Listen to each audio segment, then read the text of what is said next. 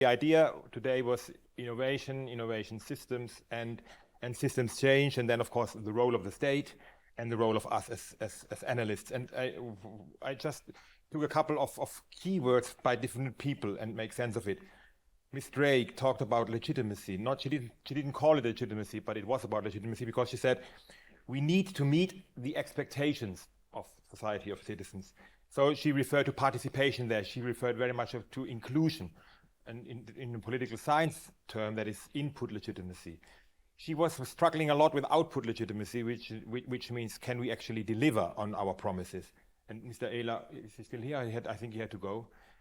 He called the turn towards directionality and towards delivering on societal challenges. He called it a poisoned gift, maybe because it's rather hard to show how the STI community can deliver on these issues. So in terms of output legitimacy and in terms of making promises, we have a challenge, and I think the challenge has to do with what I asked her in my question. Can STI or R&I policy, can it actually deliver on what we now promise to deliver? Or can we only deliver if we link up to sectoral policies, and then, as Mr. Ehler said, we mix up everything and no one is responsible, and it doesn't really work. So I'm not as pessimistic as he is, not at all. I'm just saying, if we do STI policy for the benefit of achieving societal goals that we define, we have to be much more ambitious in terms of contextualization, as it was called, and in terms of deployment. We have to just be much more ambitious. And the model of the city as the governance arena that can deliver on that should make us think, what are the conditions in cities that make it more likely that transformation can happen. Second issue I caught was a quote by Wolfgang, and then a quote by Peter Dröll. Peter said, human beings can actually learn. That's how you started your statement in terms of regulation. And you meant that, well, you are not longer antagonistic between those who are responsible for regulation, those who are responsible for R&D budgets and so on. There's much more constructive debate, so people can learn. Wolfgang disputed it a little bit, because he said, well, 10 years ago we had this energy saving ideas already out there, and now we come back again in energy saving in a hurry, and in 10 years we will do hydrogen saving in a hurry. So he was skeptical about learning. So that's maybe a takeaway for me is, we very easily talk about learning and that we must learn, but how do we actually learn in this environment is tricky, and that leads me to the strategic intelligence discussion. I was there very shortly only, but I picked up something on strategic intelligence when I was in the regulation group, because again, Mr. Ehler said something that he also repeated here, which is how you can and cannot use impact assessment, and how you always look at things that you want to look at, and you've missed all this other junk, and that you should always look at who is actually interested in the impact assessment, and what is the interest of the impact assessment. And that's something for us as a community really to think about, because he said it proves what it had to prove. That's what is one of his quotes. So we have to think, what is it we look at? Why do we look at it? And what is we miss when we look at this and not at this? And then in the strategic intelligence, another thing I caught quickly was, we have to balance evidence and societal aspects. So like there's a dichotomy between what is evidence and what are societal aspects, and how do these things link, what society thinks and what evidence. And then it's on evidence-based policy making.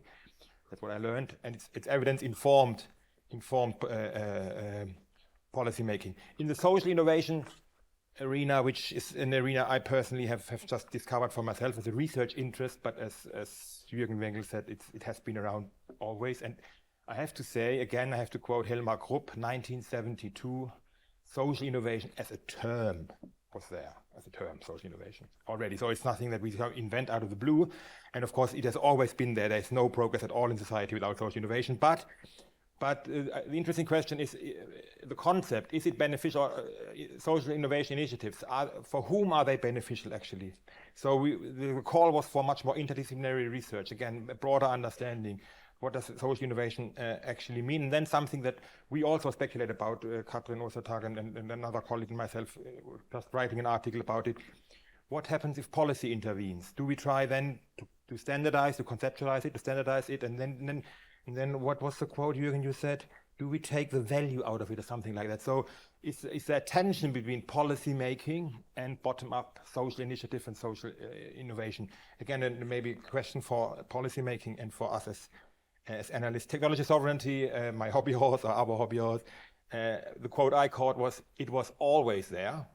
And of course, in terms of national competition, we always had this discussion. I mean, the technology community in 1985 as a term was because of the Japanese threat. In 1967, it was Le Défi Américain by Servan Schreiber. We always had this kind of stuff. But now I think we enter maybe into a new era of what it is. And then, of course, what is important, again, is horizontal. It's not only in SDI policy, it's industrial policy, it's in defense policy, and it's in energy policy, obviously. So there might be actually frictions and conflicts on that term between different policies, and that's our discussion here. So with that, I come to an end. These were my impressions, not my takeaways. I have much more takeaways than I have impressions. I would end with a quote that I heard this morning in DLF Kultur, German national radio. There was an introduction of a new film that is out there today, Thursday. It's called, I don't know, Detroit and Bochum.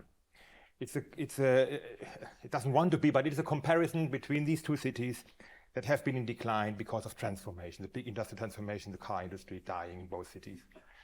And then one guy who transformed himself from a mechanic in a car company into an urban gardener said, we need to need each other.